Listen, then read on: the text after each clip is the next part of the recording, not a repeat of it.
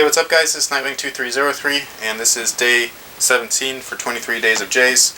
This is the only pair of Air Jordan 17s that I own. It came in the countdown pack with the Carmine 6s, and I've never really been a fan of the Air Jordan 17. I do like the two original colorways that were the white base versions, the white and red and the white and blue.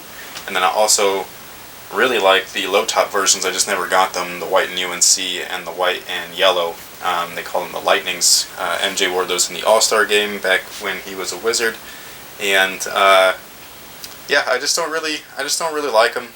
They just kind of look funny. I remember when these first came out, I saw them at Foot Locker. I think it was the white and blue ones, and I thought it was cool that they came with like one of those metal suitcases. But I was just like, $200? Like, are you serious? And back then, like $200 was already a lot, because you know, they were slowly like creeping up on price, but the tech for the shoe wasn't quite like at that level yet, in my opinion. I know that when they first released, I think it was the Air Jordan 2009, those were pretty expensive retail price. They were slightly less than like a pair of 17s, like in comparison, but they had like that propulsion technology and all that stuff.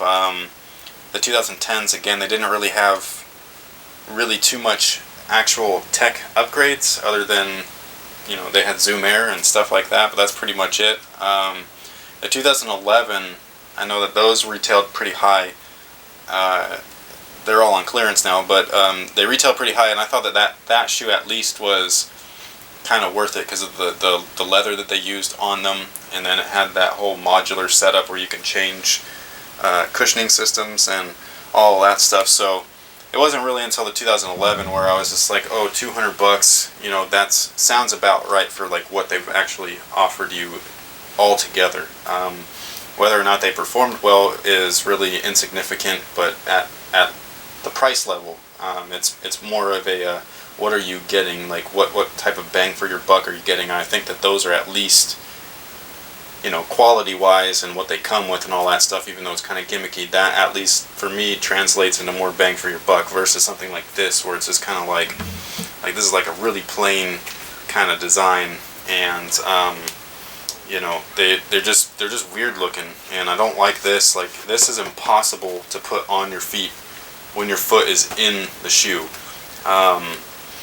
It's just not possible. Like, and I don't even have a wide foot. I got a narrow foot, and I can't do it. So, but yeah, this is the only one. You know, I think that they're nicely constructed and stuff. I like the whole like this like collar here. It's like neoprene almost, like kind of like stretchy lycra or spandex type material. But other than that, I just thought the whole thing for the initial price was cheap. You know, using plastic instead of metal. Like they had done like years back prior to this with the Air Jordan 12 and stuff like that. I just think, you know, it's kind of strange. I remember these had the that peel off sticker, but they weren't really like anything special. Like, it is kind of like a waste almost, in my mind. I don't know if these perform well or not, you know, but it'll be tested on court either way. So, but yeah, that's pretty much it. I mean, you know, it's more of the whole, like, back when these came out, I was surprised at the price point for what you were getting, whereas nowadays it almost seems worth it. You know what I mean? Even though it's not, but it's kind of like it like gives you some sort of weird trigger in your head where it's like, oh, the more crap that the shoe comes with, the higher the price, so it's okay to charge X amount of dollars, where it's really getting kind of out of hand and stuff, especially when you can re-release from other brands shoes at super high quality at literally original price points, like $100, $99, $120 and stuff like that from, like I said, other brands. But yeah, you know, it is what it is. This is more of a rant. This is not really a story. So yeah, I don't know how these perform on court. I am interested. They look a little clunky, a little like slappy. I know that the midsole in the front is like inside of the toe here. You have the outsole, but then the midsole is right in here. I think they call that a double last. And then you have the rest of it is encased here with the air sole. So yeah, that's pretty much it.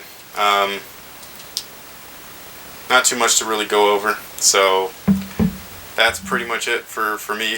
Sorry about the rant, and thank you guys for all your support, and I'll be back tomorrow with day 18. So until then, have a good one.